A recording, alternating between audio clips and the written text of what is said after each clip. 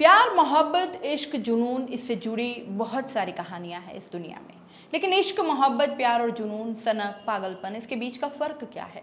अगर आप किसी से पूछें तो बहुत ही बारीक फ़र्क है। किसी भी चीज़ को लेकर जुनून से आगे कोई निकलने की कोशिश करता है तो वहीं से एक लाइन खिंचती है कि वो उसका वाकई सिर्फ जुनून है, सनक है, पागलपन है या फिर क्या है।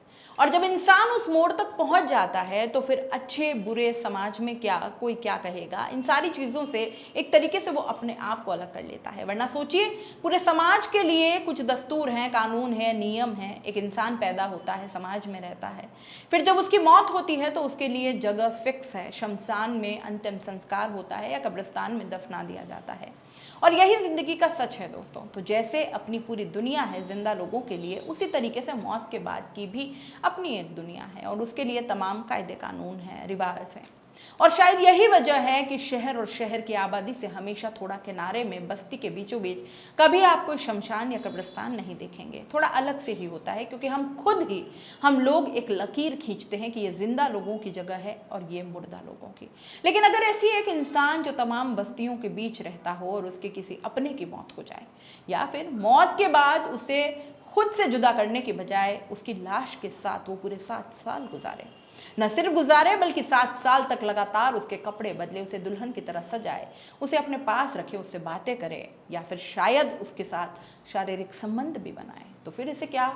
ऐसी बहुत सारी कहानियाँ, और कुछ कहानियाँ आपको पहले भी हम बता चुके हैं।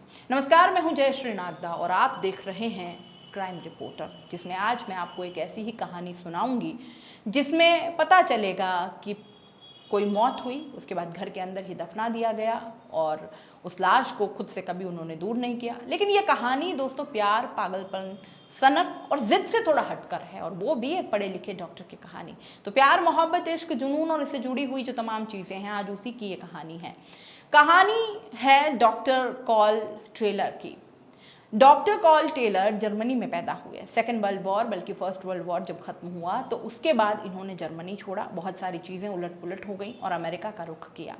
ये अमेरिका पहुंच जाते हैं डॉक्टर कॉल टेलर। इनके साथ एक दिक्कत थी, बचपन से इन्हें एक सपना आता था और उस सपने में एक काले घने बालों वाली लड़की आती थी, बेहद खूबसूरत, और ये सपनों का सिलसिला बरसों तक चलता रहा।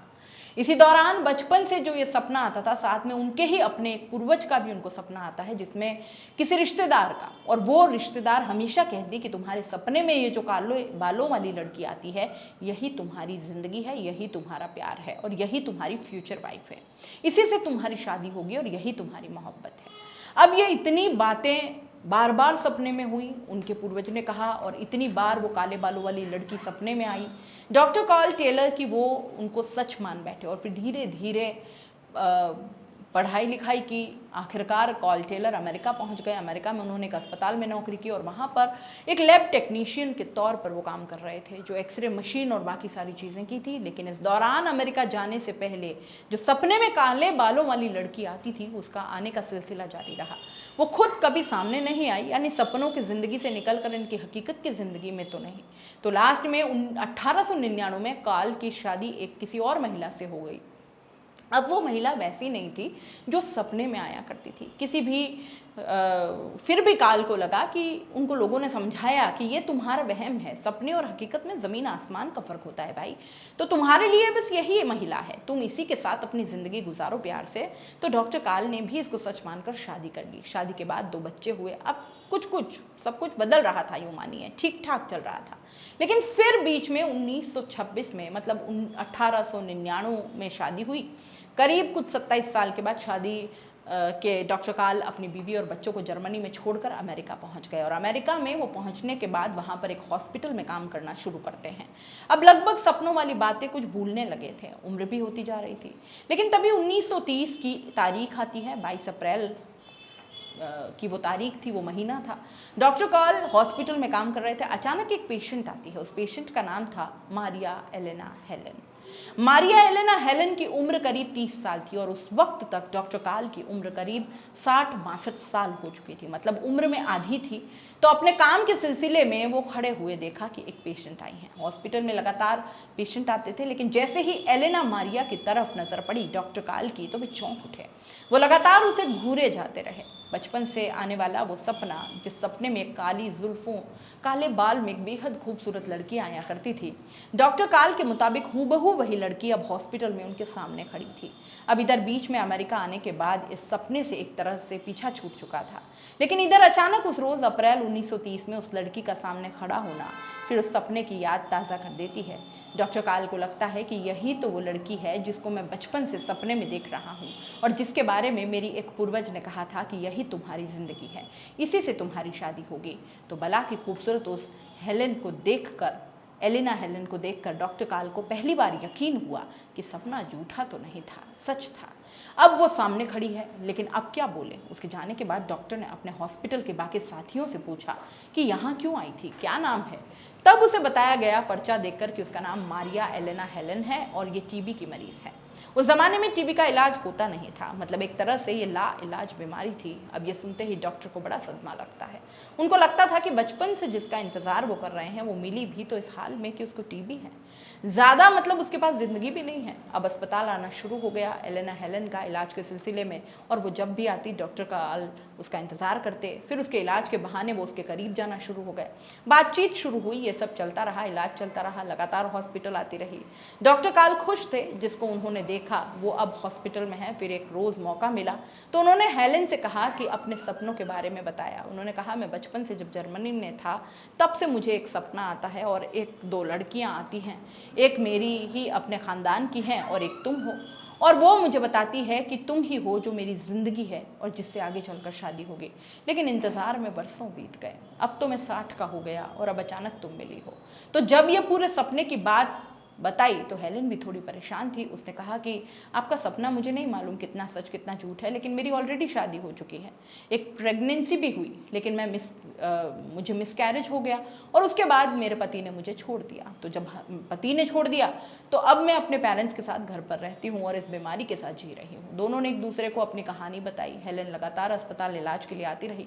इस दौरान अब दोनों में उम्र का फासला दुगना था, कहाँ 30 कहाँ 62, लेकिन अब हेलन भी कहानी सुनकर कहीं ना कहीं थोड़ा बहुत डॉक्टर काल की तरफ झुकने लगी। अब इस दौरान ये हुआ कि हॉस्पिटल आने जाने का सिलसिला थमने वाला था, क्योंकि हॉस्पिटल वालों ने कह दिया था कि अब जितना हम तुम्हारा इलाज कर सकते थे कर चुके, अब तुम घर पर रहो, आराम करो, कुछ दवाएं हैं वही देखो, क्योंकि इलाज तो था नहीं, तो बस अस्पताल आकर तुमको परेशानी उठाने की ज़रूरत भी नहीं है, बाकी चीज़ें अब तुम घर पर रहकर भी जो हम बता रहे हैं वैसा करती रहो। अब हेलन का अस्पताल आना छूट गया। डॉक्टर काल को यह बात पता चली, वो परेशान हो गए। उन्हें लगा कि कम से कम उससे डेली मुलाकात तो होती थी, अब क्या करें। वो हेलन के घर पहुंच गए एक रोज़ और उसके पेरेंट्स से कहा कि आप परेशान न हो। पेरेंट्स के अस्पताल में डॉक्टर काल से वो पहले मिल चुके थे, तो एक डॉक्टर या इस तरह से लोगों के साथ एक रिश्ता दूसरा होता है, भरोसा आता है। तो उन्होंने कहा कि मैं हेलन का इलाज घर पर करूँगा, जो भी ज़रूरत होगी मैं लेकर आऊँगा। माँ बाप को भी बड़ा अच्छा लगा कि चलो उनकी बेटी की कोई फिक्र कर रहा है, उसी अस्पताल का एक मेंबर है वो। अब डॉक्टर काल डेली हेलन के घर पर आने लगे। अस्पताल से वो उसके इलाज के लिए जो बेसिक ज़रूरी चीज़ें होती है वो छुपा कर चुरा कर ले आते। हेलन की तीमारदारी करने लगे, क्योंकि सपना उनका पीछा नहीं छोड़ रहा था कि ये मेरी ज़िंदगी है, और मन ही मन वो हेलन को अपनी वाइफ मान चुके थे, बिना शादी किए हुए, बिना कुछ किए। और अब भी वो जान रहे हैं कि एक तरीके से ये डेथ बेड पर है, लेकिन जुनून था। तो अब हेलेना घर पर डॉक्टर डेली पाबंदी से हॉस्पिटल से आए, जो भी दवा बाकी सारी चीज़ें हैं वो छुपा कर चुरा कर हेलेन के घर लेकर आए और उससे घंटों बातें करते। घर वालों को भी लगा कि चलो कोई है जो मेरी बेटी को इतना वक्त दे रहा है, क्योंकि उसे भी सच्चाई तो मालूम है उनकी बेटी की, इसके पास ज़्यादा वक्त नहीं है। तो जब पता होता है और ऐसे में कोई इस तरह की मदद करता है तो फिर कोई गलत ख्याल जहन में आता ही नहीं है। घर वालों को भी अच्छा लगा डॉक्टर काल का आना और बेटी का इस तरीके से मन बहलाना। तो ये सब चलता रहा, लेकिन फिर हुआ यूँ कि 22 अप्रैल 1930 को पहली बार मुलाकात हुई थी डॉक्टर काल की हॉस्पिटल में हेलन से, और इसके बाद करीब सवा साल बीता। 25 अप्रैल 1931 को आखिरकार वो हुआ जिसका डर था। हेलन की मौत हो गई, और इसी टीबी की वजह से।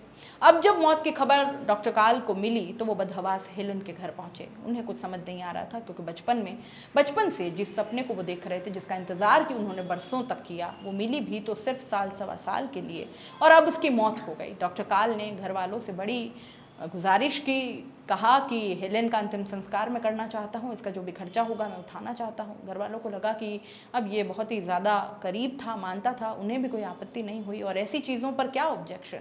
इसके बाद डॉक्टर काल ने उसी शहर में अमेरिका के एक जिस कब्र में दफनाया गया वो बड़ी सी कब्र बनवाई और उसके बाद वहाँ दफन किया गया। अब उनका रूटीन ये हो गया कि अगले दिन हर दिन वो घंटों आकर कब्र पर बैठ जाते और कब्र के पास बैठकर वो अकेले में बातें करना शुरू कर देते। ऐसा लगता है जैसे हेलेन से बात कर रहे हैं। ये भी कहा जाता है कि कमरे नुमा उन्होंने वो कब्र बनाई थी और उसका एक गेट भी था और गेट के अंदर वो जाकर उसके पास सो जाया करते और उस ताले की एक ही चाबी उन्होंने बनवाई थी। कई सारी इस तरह की कहानियाँ भी हैं। शुरुआत में हेलेन के घर वाले भी आते उस कब्र पर फूल चढ़ाने के लिए। हेलेन की एक सिस्टर भी थी, उससे बड़ी थी, वो भी मौत की खबर सुनकर बहन वहाँ आई हुई थी। अब वो भी अक्सर कब्र पर आती, देखती कि डॉक्टर काल पहले से ही वहाँ मौजूद है, घंटों मौजूद रहते। घर वालों को बड़ा अजीब लगता, लेकिन फिर लगा शायद ये कुछ मतलब ज़्यादा ही इसे सदमा लग गया है। धीरे धीरे वक्त बीता, परिवार का कब्र पर आना कम हो गया हेलेन के, लेकिन डॉक्टर काल का लगातार वहाँ पर आते रहे। बीत गए 2 साल तक कब्रिस्तान जाना, कब्र के पास वो बैठकर हेलेन से बातें किया करते। ये सब कुछ जारी था, लेकिन फिर 2 साल बीत गए। 1933 आ गया। 31 में डेथ हुई थी हेलेन की और अक्टूबर में डेथ हुई। अप्रैल 1933 का साल था, महीना। हेलेन की बहन वापस अपने घर आई। उसी अप्रैल 1933 को एक रोज़ कब्रिस्तान जाती है और जाती है तो नॉर्मल फूल चढ़ाती है। इसके बाद वो अगले कई दिन तक वहाँ रहती है, जाती है, लेकिन बस एक चीज़ बड़ी अजीब लगती है। वो पूछती है अपने घर वालों से कि क्या मैं इतनी बार कब्रिस्तान गई, आने के बाद 2 साल बाद डॉक्टर काल को वहाँ नहीं देखती, जबकि वो लगातार महीनों वहाँ पर डेली बैठे रहते थे, घंटों बातें करते। माँ बाप से भी पता चलता है तो डॉक्टर काल ने कब्रिस्तान आना क्यों छोड़ दिया। घर वालों को लगा कि शायद वक्त बीता तो जख्मी भी भर गए होंगे, लेकिन हेलन की बहन को कुछ ठीक नहीं लग रहा था। उसको शक हुआ। उसने कहा जो मैंने अपनी आंखों में जुनून देखा, उनके जो जज्बा देखा, मुझे नहीं लगता कि वक्त के साथ उनके जख्म भरे होंगे। 2 साल बाद लेकिन कब्रिस्तान न आने का मुझे वजह समझ में नहीं आ रही है। घर वालों ने कहा कि ये तुम्हारा वहम है। कौन वो उसके कौन सा अपना था या फिर कौन सा उसका रिश्ता था, हॉस्पिटल में इलाज कर रहा था, बस इतनी सी बात थी। लेकिन हेलन की बहन ये बात नहीं मान पा रही थी। वो कई बार फिर कब्रिस्तान के चक्कर काटती है, कब्र भी वैसे ही बनी हुई थी, लेकिन डॉक्टर काल नहीं आ रहे। उसने हॉस्पिटल में पता किया कि डॉक्टर काल अब भी हैं, पता चला कि कहाँ हैं, हॉस्पिटल आ रहे हैं, लेकिन कब्रिस्तान नहीं आ रहे हैं। उसे लगा कुछ तो गड़बड़ है। फिर उसने कहा कि चलो मैं सच्चाई का पता करती हूँ, और एक रोज़ हेलन की बहन डॉक्टर काल के घर पहुँच गई, लेकिन वो वहाँ पर थी नहीं। अब उसके बाद उसे लगा कि चलो कहीं तो छोड़ छाड़ कर चले गए हों या कुछ और होगा, मेरा ही वहम है, बात आई गई हो गई, दरवाजे पर ताला था। फिर वो बहन वापस लौट गई। धीरे धीरे वक्त बीता। अब 33 से 38 आ गया। बहन फिर आती है, फिर कब्र पर जाती है। अब ये था कि डॉक्टर का हाल तो ये हाल तो है नहीं, लेकिन उसके मन में ये सवाल था कि जो शख्स घर पर आकर इलाज करता रहा, जो शख्स अस्पताल से उसके लिए सारी चीज़ें चुरा कर भी लाता रहा, जिस शख्स ने उसकी बहन के अंतिम संस्कार के सारे खर्च उठाए, लगातार कब्रिस्तान में जाकर कब्र के ऊपर पास में बैठकर घंटों बातें करता, सुबह शाम, वो अचानक उसकी बहन की कब्र की तरफ से उसने मुंह क्यों फेर लिया, जबकि इस दौरान उसे पता चला कि वो इसी शहर में है भी या नहीं, शहर छोड़ दिया। साल बीत चुके थे हेलेन की डेथ को। 1931 में 1938 आ गया। बहन फिर आई। उसे लगा कि यह सवाल उसको बेचैन सा कर रहा है। इस सवाल का इस बार वो जवाब लेकर ही जाएगी। और फिर पता चला कि डॉक्टर काल यही हैं। उसने कहा फिर घर जाते हैं। पिछली बार वो गई, घर पर ताला था, उसे लगा वो होंगे नहीं। हर बार गई तो इत्तेफाक से, इस बार गई तो इत्तेफाक से घर का ताला खुला था। बेल बजाई, डॉक्टर काल बाहर आए, उसको देखकर मुस्कुराए, अंदर बुलाया, लेकिन जैसे ही वो अंदर गई और उसको पानी के लिए पूछ रहे थे, तब तक उसने बाकी कमरों की तरफ नज़र घुमाई तो उसकी हैरानी की कोई इंतहा नहीं थी। उसने देखा कि एक कमरे में एक बेड पर एक लाश पड़ी है, बिल्कुल सजी सजाई। करीब जाकर देखती है, उसे अंदाज़ा हो जाता है कि लाश किसकी है, और उसी वक्त उसके उस सवाल का जवाब मिल जाता है कि 7 साल से या पिछले 5 साल से ये जिसका जवाब जानना चाहती थी कि ये कब्रिस्तान क्यों नहीं आते, क्यों उसकी बहन के पास घंटों बैठकर बातें नहीं करते, इसका जवाब उसे मिल गया। उस लाश को देखते ही हेलेन की बहन बदहवास उस घर से बाहर निकलती है और पहला फ़ोन पुलिस को घुमाती है। फ़ोन सुनते ही पुलिस की टीम फ़ौरन मौके पर पहुंचती है। हेलेन वहीं थी। इसके बाद पुलिस की टीम के साथ हेलेन डॉक्टर के घर में दाखिल होती है। अंदर बेड पर अब लाश को देखते हैं। एक लाश थी, अजीब सी स्मेल थी घर में, लेकिन बेहद बहुत सारे परफ्यूम भी डाले गए थे। लाश कुछ इस तरह की थी कि उसके बहुत सारे हिस्से मोम से बनाए गए थे। बहुत सारे प्लास्टर ऑफ पेरिस से उसके ज़रिए उसके चेहरे बनाए गए थे। आंखों की भी नकली बनाने की कोशिश की गई, लेकिन मोम और इन सारी चीज़ों के साथ बनाई गई। उसके बाद पुलिस ने जब इन्वेस्टिगेट किया तो पता चला कि उसके नीचे जो सारी हड्डियाँ वो इंसान की है। जब ये देखा तो डॉक्टर से पूछा गया कि ये किसकी लाश है। डॉक्टर काल ने एक सेकंड भी नहीं लगाया बताने में, कहा ये मेरी हेलन की लाश है। अब ये सुनते ही पुलिस के साथ साथ हेलन की बहन तमाम लोगों की आंखें फटी की फटी रह गई। ये क्या कह रहा है? तो उसने कहा कब से है आपके पास? उसने कहा पिछले 7 सालों से। तो उसने कहा ये आप कैसे लाए? तो उसने कहा कि जब हेलन की मौत हो गई, मैं कई दिन तक कब्रिस्तान में गया, कब्र के पास बैठकर उससे बातें की, मैं लौट आता, मुझे लगा मेरे नसीब में यही है, इतने ही दिन मुलाकात के लिखे थे। लेकिन फिर मेरा वो पुराना सपना वापस शुरू हो गया और मेरी जो वो पूर्वज आती थी मेरे सपने में, उसने कहा कि तुम्हारी जो जिंदगी थी वो तुम्हें मिल गई, लेकिन अब तुमने उसे छोड़ दिया कब्रिस्तान में, जबकि वो वहाँ छोड़ने के लिए नहीं आई थी। तुम्हारी असल में बीवी वही है, तुम्हारी जिंदगी वही है, तुम उसे कब्रिस्तान से घर ले आओ, उसके साथ रहो। उसने कहा यह सपना जब बार बार आया तो फिर मैं मजबूर हो गया और एक रोज़ मैं गया और मैंने उसकी कब्र खोदी और उस लाश को बाहर निकाला। बेहद बदबू आ रही थी और लगभग लाश एक तरीके से सड़ चुकी थी। वो घर लाया, घर लाने के बाद उसने धीरे धीरे उस लाश को शक्ल देने की कोशिश की। प्लास्टर ऑफ पेरिस की मदद से उसके चेहरे को बनाया, मोम से उसके शरीर को बनाया, उसकी आंखें बनाई, उसे अच्छे कपड़े पहनाए और फिर जैसे एक ब्राइड होती है, एक दुल्हन, उसी तरह से उसे घर में सजाए रखा।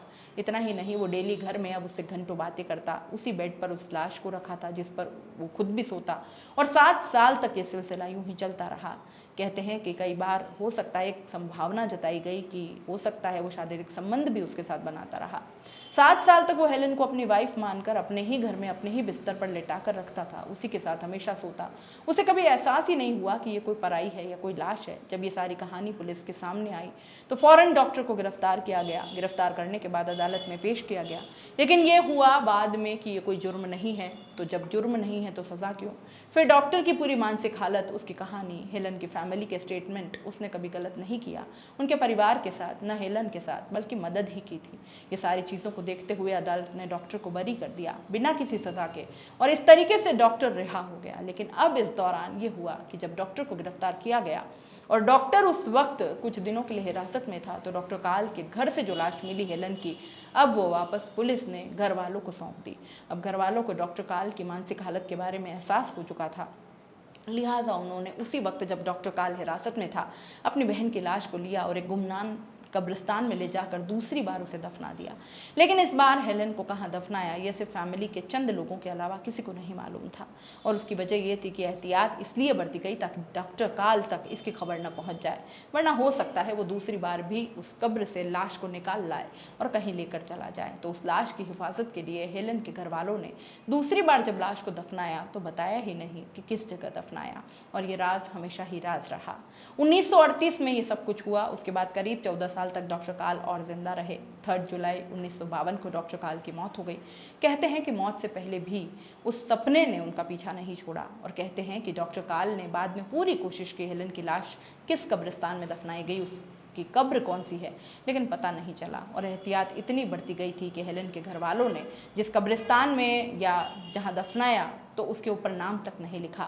आमतौर पर लोग लिखाते हैं लेकिन नाम नहीं लिखा गया, इसलिए कि कहीं उसके ज़रिए डॉक्टर काल वहाँ तक ना पहुँच जाए। एलेना के शव को एक बार फ्यूनरल होम में आम जनता को भी दिखाया गया, जिसे देखने 6000 लोग आए। बाद में उसे गुप्त कब्र में दफना दिया गया ताकि कोई दोबारा उसे न निकाल सके। 1952 में कॉल टेस्लर की मौत हो गई। कहा जाता है कि मरने के समय भी उनके पास एलेना जैसी एक बड़ी गुड़िया थी जो उसके साथ रहती थी। तो ये थी दोस्तों एक सन की इश्क की कहानी। क्राइम रिपोर्टर में ऐसी ही कहानियां हम आप तक लेकर के आते हैं। आपको ये कहानियां कैसी लगती है कमेंट बॉक्स में ज़रूर बताइएगा। जाते जाते चैनल को लाइक, शेयर और सब्सक्राइब ज़रूर कर दीजिएगा। नमस्कार।